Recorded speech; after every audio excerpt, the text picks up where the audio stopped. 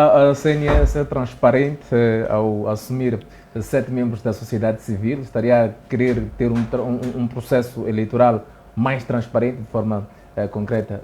Eu penso que nós estamos num processo de construção do nosso Estado de Direito democrático e em algum momento nós sempre sentimos que os próprios partidos políticos em algum momento também têm muita desconfiança relativamente aos órgãos eleitorais e quanto mais pudermos trazer outras forças vivas a nível da sociedade também para fazerem parte do processo, estarem dentro dessas instituições, eu penso também corremos nesse sentido da busca da maior transparência e também criamos um pequeno equilíbrio nos nossos próprios processos, porque sempre que nós estamos de 5 em 5, de 4 em 4, sempre que temos algum processo eleitoral, sempre há aquela desconfiança dos próprios órgãos eleitorais. Então, agora, com essa perspectiva de busca, de estas pessoas também serão confiadas por outras também ao nível da sociedade civil e também há todo um roteiro em termos de referência que são exigidos dessas pessoas também que virão para representar essa sociedade civil. Então, cabe às pessoas que as forem indicar, cabe às pessoas também que as confiar, também assumirem que aquelas pessoas também são as mais confiáveis. E como dizia o colega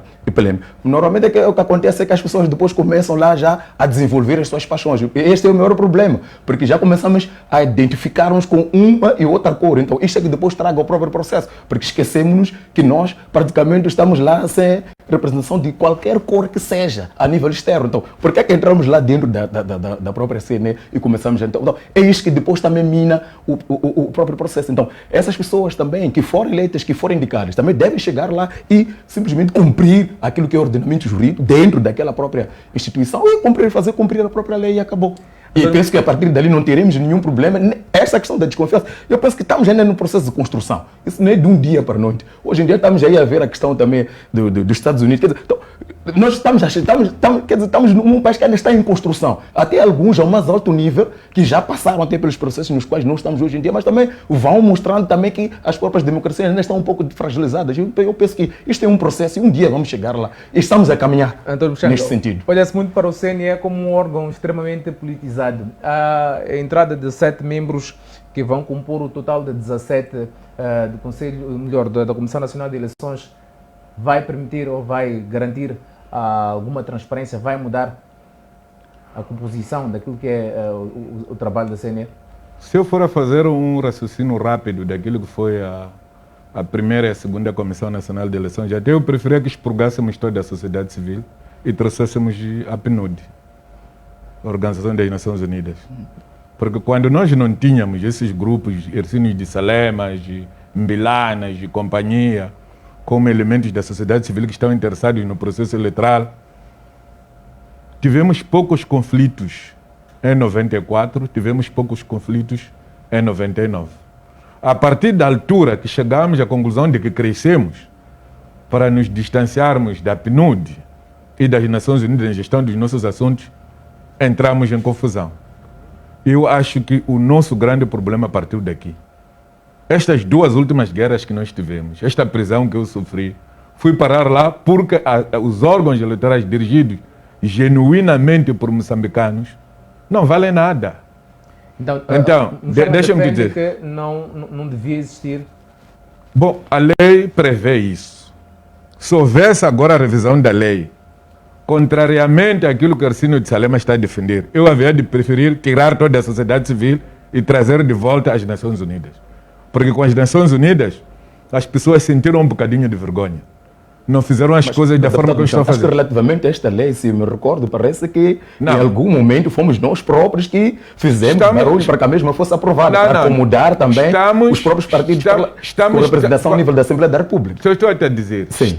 Nós tivemos sempre lei com representação da Assembleia da República. Sim. A primeira lei que gerou as eleições de 94 era uma lei que tinha governo da Frelimo, estava assim escrito, Renamo, partidos extraparlamentares e Nações Unidas. Sim. No STAI, as Nações Unidas tinham metade dos funcionários. Os partidos tinham pouca gente. Quando termina o processo eleitoral de 94, na consolidação das instituições moçambicanas, o governo tomou todos os lugares no STAI. É aqui onde começa o calcanhar de Aquiles. A sociedade civil veio, mas nunca conseguiu resolver o problema. Em 99, o presidente da Comissão Nacional de Eleições era o Taimo. Sim.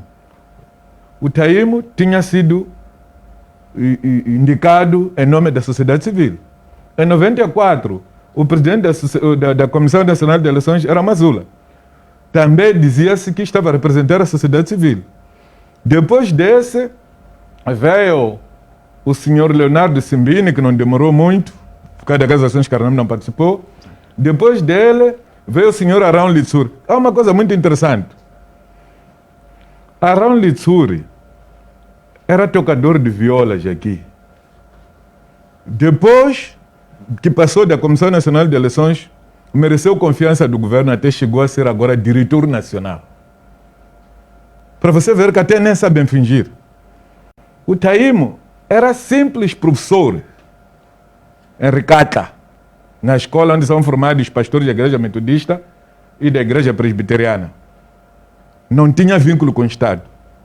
Depois da macacada que praticou nas eleições de 99 e aceitou entrar no blindado para ele ler editais falsos, deixa-me te dizer, com licença, deixa-me te dizer, mereceu confiança, ficou reitor do IGRI. O Mazula, idem. Depois do que Selo Kakai mereceu confiança, ficou reitor da universidade. Estas coisas contam. Nós não temos memória Teve ainda de o fato. Leopoldo da Costa, que virou vice-ministro. Agora, deixa-me te dizer, não, se nós queremos corrigir o que está errado, temos que apontar com o dedo e temos que ter coragem. Então, Então, não vai mudar, no seu ponto de vista... Não é a sociedade civil que vai mudar o rumo das eleições na República de Moçambique. Pelo contrário, a sociedade civil em algum momento mete mais água. Eu prefiro que venham as Nações Unidas. Voltarmos ao formato de 94 e de 99. Esse formato estava muito próximo e consentâneo. Quando a Frelimo e Renamo estão lá com pessoas das Nações Unidas, discutem muito pouco do que quando é a sociedade civil. E a evidência disso, desculpa, e a evidência disso é a forma como foi feito o apuramento em 2003, 2004, 2008, 2009, até nós chegarmos onde estamos. Como é que se espera que seja, por exemplo, o apuramento ou a cooptação dos membros, dos 7 membros da sociedade civil, sendo que a aprovação dos mesmos depende do próprio Parlamento, não é? Eles submetem as candidaturas e depois a aprovação parte mesmo da própria Assembleia da República. Como é que vai ser? Como é que descreve a transparência destes 7 membros? Aprovável, transparência? É o que a lei dita, não é? Eu acho que até eu conversava hoje com alguém da sociedade civil que reclamava esse estilo de apuramento, não é, de seleção. Eu dizia, olha, vocês também acordam quando já lança-se o concurso. Por que não fizeram, não colocaram essa reclamação antes ou depois das eleições? Mas é por lei, não é? Temos que voltar à Assembleia da República e discutir um novo formato e ser de novo legislado. Agora, eu acho que o que a Assembleia da República vai fazer é olhar para o currículo de cada um e escolher os melhores que possam fazer bem. Mas essa escolha dos melhores não poderá ter impacto a nível das próprias escolhas? Não se vai olhar de forma... É assim, o que a lei diz. Há um grupo chamado Comissão Ad Hoc, constituída por 5 membros. Exatamente. Esse grupo da Comissão Ad Hoc vai receber os currículos dos candidatos e verificar se as pessoas reúnem o que está previsto na lei. Na lei, sim. Depois disso, se representam organizações efetivamente da sociedade civil reconhecidas como tal na República de Moçambique. Aquele que não reunir, fica fora. Aquele que reunir, fica na caixa. Dentre esses nomes vão selecionar 17 candidatos, 17 ou 16. Esses 16 candidatos vão à votação. Os deputados da Assembleia da República, no seu alto critério, é que vão votar nas personalidades. Todos os deputados. O deputado que for a reunir o maior número de votos, fica apurado até o candidato que for a reunir o maior número de votos, até ao 7º. Esses passam. Sim. Estão eleitos. O 8º, 9º, 10º ficam suplentes. O processo é fechado assim. esses nomes são levados ao Presidente da República para, juntamente com os designados pelos partidos, constituírem a Comissão Nacional de Eleições. Há quem levanta, por exemplo, o Vigo Salema hoje levantou a questão de que tínhamos que rever a lei primeiro. É uma aberração. Estes senhores, o mandato deles acabou no ano antepassado. Foi prorrogado para abril. Foi prorrogado porque havia eleições. Não pode fazer prorrogação da prorrogação para fazer revisão. Até nem pareceu que é jurista. A questão que eu colocava, Dr. Mchang, é se neste processo de apuramento há espaço efetivamente para transparência na própria escolha dos 7 membros, porque, por exemplo, podem existir pessoas que são da sociedade civil, mas que têm cunho partidário. Queria perceber até que ponto é que isto vai funcionar. Não sei como é que você entrou aqui, se você fez cunho para estar aqui, mas pelo que eu ouvi, o Costa disse-me que você é uma das pessoas que ele achou que você reunia melhores qualidades do que os outros teus colegas. Agora, se você fez cunha ao Costa, fez ao Beng, a Lisa James, ou fez aquele nosso colega que está ali, o Amarta, não sei. Agora, eu não queria, antes de discutir o cunho, primeiro queria saber como é que você chegou para entrevistar um painel de luxo, como você diz, como nós. Eu faço essa pergunta assim, Antônio. Não, mas eu penso que o colega até já explicou.